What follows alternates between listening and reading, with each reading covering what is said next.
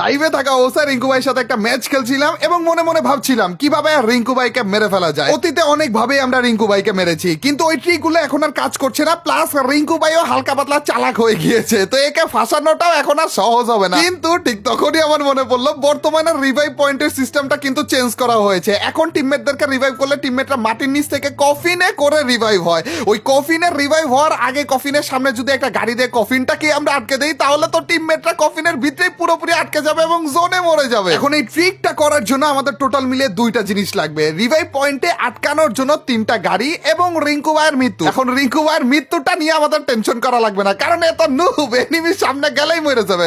আমাদের টেনশন করা লাগবে 3টা গাড়ি কোন জায়গায় পাবো ভাই। এমন ভাবে আমাদের এই পুরো ট্রিকটা করা লাগবে যেন রিঙ্কু ভাই বুঝতে না পারে। বুঝে গেলেই কিন্তু শেষ, এই খারাপে আর আমাকে ফাঁদে ফাঁসাইতে দিবেই না। রিঙ্কু ভাই মরার আগে আমাদের 3টা গাড়ি যেভাবে হোক না কেন রিভাইভ পয়েন্টের কাছে যে রাখা লাগবে, এবং আমরা পিকের ভিতরে অলমোস্ট 3টা গাড়ি পেয়ে যাই এবং রিভাইভ পয়েন্টেও রেখে ফেলি। আর তারপরে আস্তে আস্তে কি হয় বাকি সবটুকু তোমরা গেম প্লের ভিতরেই দেখে নাও যে কিভাবে করে আমরা রিঙ্কু ভাইকে ফাঁদে ফেলে মেরেই ফেলি।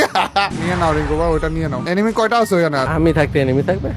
কি বলো রিঙ্কু ভাই, আমি ভাবছিলাম